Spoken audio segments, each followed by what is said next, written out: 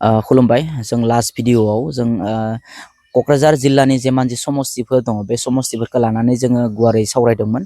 दा जिखिनि हक जोङो नैबे भिडिअआव जोङो चिरां डिस्ट्रिक्टनि जि मोननै समस्ति दङ बे मोननै समस्तिनि सायाव जोङो गुवारै सावरायगोन। लोगोसे आङो नोंथांमोननिफ्रायबो माने कमेन्ट सेक्सननि गेजेरजों माखासे बाथ्राफोरखौ मिथिनो लुगैगोन जे नोंथांमोना बे मोननै समस्तिनिफ्राय सोरखौ देरहासार जानो हास्थायो कमेन्ट सेक्सननि गेजेरजों फोरमायहरबानो जाबाय। तो दा बाथ्राया जाहैबाय जेब्ला UPPL दो BJP दो माने एलायन्स जादोंमोन बै समावबो माने बे बिजनि समस्तिखौ माने BJP नो हगारना होदोंमोन आरो थिग माने BPF आबो देग्लाय बे एखे खामानिखौनो मावदों आरो BPF आ BJP नो हेगारना होबाय आरो BJP नि जि कैंडिडेट बे कैंडिडेटआ जाहैबाय अरुप कुमार दे। नोंथांमोना बयबो सिनायो नङा होमबा? बिथाङा BTC बिसायख'थियाव हामाके जेनदों आरो जेननानै दा बिथाङा बिजनीनिफ्राय आसाम जि माने विधानसभा बिसायख'थि बेयाव बिजनी समस्तिनिफ्राय बिजाथि गसंदों। लोगोसे बेयाव इन्डिपेन्डेन्टबो दङ। दा इन्डिपेन्डेन्टखौ जोङो बारा गुरुत्व लायाखै। दा बेयाव UPPL निफ्राय जोङो माने बारग' MLA कमल सिंह नार्जारी बिथांखौ मोननो हादों। दा बिथाङा बिजनी समस्तिनिफ्राय बिजाथि गसंदों माने UPPL निफ्राय टिकेट मोननो हादों। दा बिजनी समस्तिनि रायजो राजाफोरा दा जुदि भटखौथ' नोंथांमोना होखाबाय नङा होमबा? दा सोरनो थुदों सोरनो थुवाखै दा नोंथांमोनासो मिथिगौ, बिजनी समस्तिनि मानसिफोरासो मिथिगौ, रायजो राजाफोरासो मिथिगौ। दा नोंथांमोना जुदि सानदों जे काउन्सिलाव सरकार दंखायो हिसाबै जोङो BJP जों एलायन्स जादों हिसाबै BPF नि मानसिफोरा गासैबो जुदि माने BJP नो थुजोबदोबा खिन्थु जानाय नङा। जों माने सम सम खेलाबो गेलेनो रोंनांगौ थारमाने, मिथिबाय? जों सम सम गेम गेलेनो रोंनांगौ। बेनिखायनो आं सानो जे माने बेयाव कमल सिंह नार्जारीखौ देरहासार जानो लुगैगोन। मानो होनबाथाय बेयाव थांनाय माने UPPL नि समावबो बे एखे अबस्था, गुबुन हारिनि सिङाव थानो गोनां जादों। माखासे समस्याफोर बेयाव स्टुडेन्टफोरनि समस्याफोर थायो।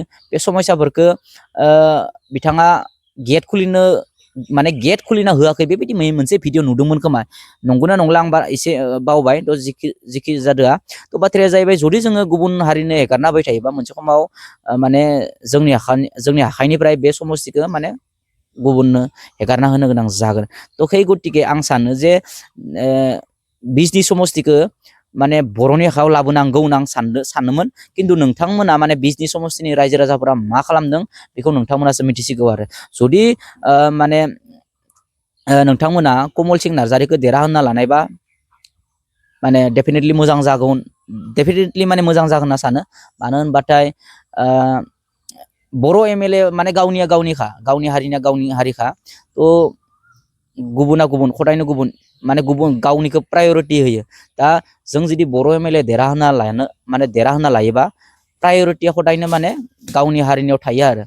तो जिखि जादोआ दा बिजनी समस्तिनिफ्राय आङो कमल सिंह नार्जारी बिथांखौ आं UPPL निफ्राय देरहासार जानो लुगैगोन आरो बिथांखौ आसाम एसेम्ब्लिसिम फैनो आङो हास्थायगोन आरो। तो नोंथांमोना मा सानो कमेन्ट सेक्सनाव जनायबानो जाबाय। लोगोसे सिडली समस्ति नङा होमबा? सिडली समस्तिनिफ्राय BTC निनो माने EM फरेस्ट डिपार्टमेन्टनि EM बिथांनि मुङानो जाबाय पानिराम ब्रह्म आरो माने BPF निफ्राय आरो ओमफ्राय UPPL निफ्राय बेयाव नोंथांमोना बयबो मिथिगौ बारग' फरेस्ट माने EM रन्जित बसुमतारी। तो बिथां सानैबो दा बर्तमान सासेया EM नि माने फरेस्ट डिपार्टमेन्टखौनो मोनदों आरो सासेया जाबाय BTC नि बारग' EM फरेस्ट डिपार्टमेन्ट। दा नोंथांमोना बे सानैनि भितराव बा सोर सासेखौ माने देरहासार जानो माने लुगैयो नोंथांमोना कमेन्ट सेक्सननि गेजेरजों जनायहरबानो जाबाय जे सिडली समस्तिनिफ्राय सोरखौ माने MLA हिसाबै नोंथांमोना हास्थायमारो। तो आं दा बिनि सायाव जेबो बुंला। आंथ' दा माने माबाखौ देरहागोन बायदि मोनबाय आङो, मा होनना बुङो, पानिराम ब्रह्म बिथांखौ देरहासार जागोन बायदि मोनबाय।